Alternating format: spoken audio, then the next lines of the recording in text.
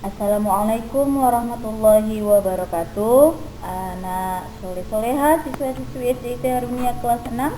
Apa kabar hari ini?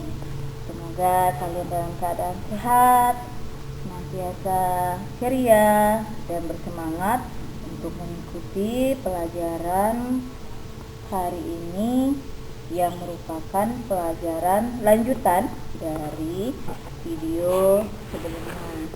Masih di pelajaran pendidikan agama Islam. Insya Allah kita akan lanjutkan materi pelajaran 1 yang judulnya Indahnya Saling Menghormati. Di video sebelumnya kalian sudah belajar bagaimana cara membaca surah Al-Kafirun. Nah, di video kali ini kita akan belajar bagaimana cara menghafal dan menulis surah Al-Kafirun. Tonton video ini hingga selesai dan mudah-mudahan bisa kalian pahami dan mengerti apa yang Ustazah sampaikan.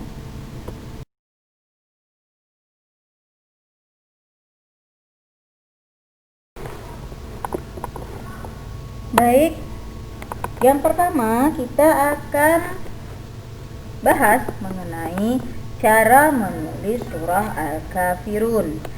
Pada dasarnya, menulis surah Al-Kafirun sama seperti ketika kita menulis surah-surah yang lain. Menulis huruf-huruf Al-Quran yang terdapat dalam surah-surah itu ada aturan tersendiri. Menulis huruf Al-Quran itu tidak sama seperti kita menulis pelajaran-pelajaran yang lain.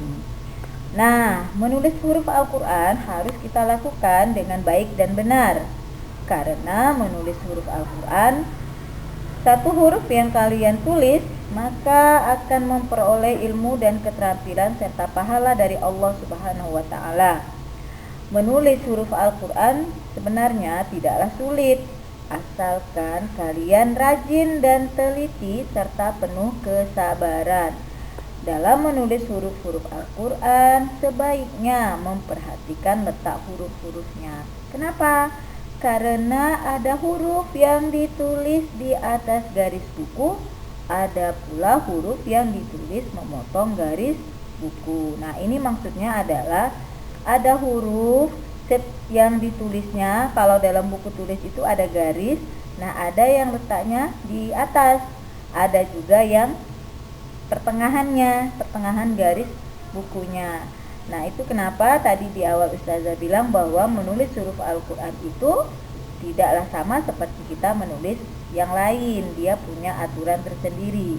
Juga ketika kita menulis Al-Quran, ayat-ayat Al-Quran, itu kita mulai dari sebelah kanan, bukan sebelah kiri. Oke, sampai di sini paham ya?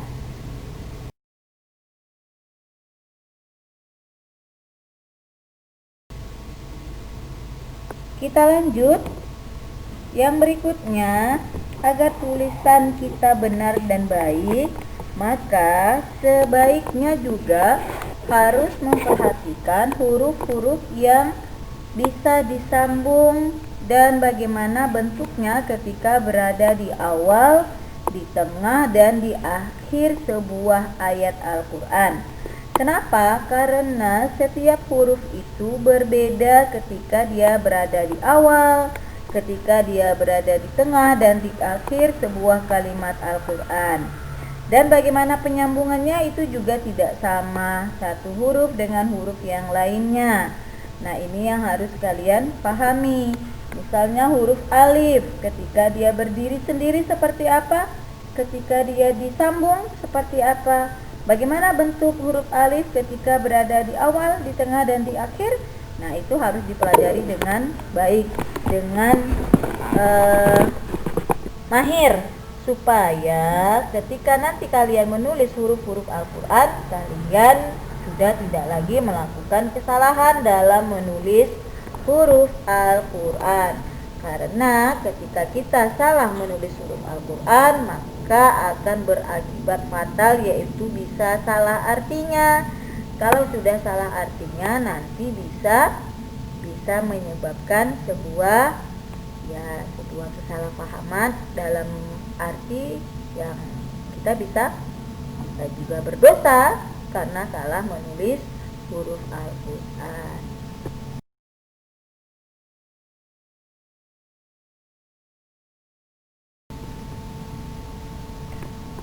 Nah, berikut ini adalah beberapa contoh huruf-huruf Al-Quran atau huruf hijaiyah jika hurufnya berada di awal, tengah, dan akhir, dan bagaimana cara menyambungnya.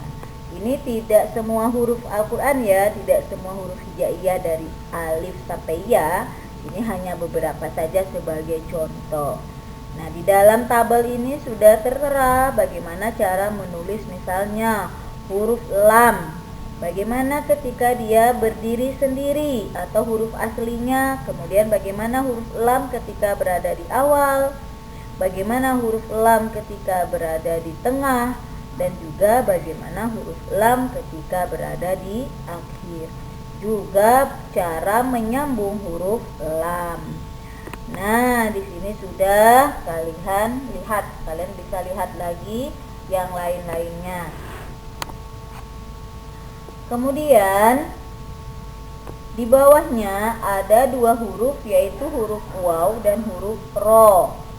Nah, ini adalah huruf hijaiyah yang hanya dapat bersambung di akhir atau dari kanan. Kenapa? Karena huruf waw dan ro ini dia tidak bisa menyambung huruf setelahnya. Jadi huruf waw itu hanya bisa berada di akhir. Kalaupun dia berada di tengah, tapi dia tidak menyambung, hanya disambung dengan huruf sebelumnya. Kalau menyambung huruf setelahnya, huruf waw dan ro tidak bisa. Kenapa tidak bisa? Karena memang sudah begitu aturannya. Kalau dia disambung dengan huruf yang lain, maka menjadi aneh hurufnya. Ya, nah ini penting untuk kalian ketahui supaya tidak salah ketika menulis huruf Al-Quran, dan wabil khususnya ketika kalian menulis surah Al-Kafirun.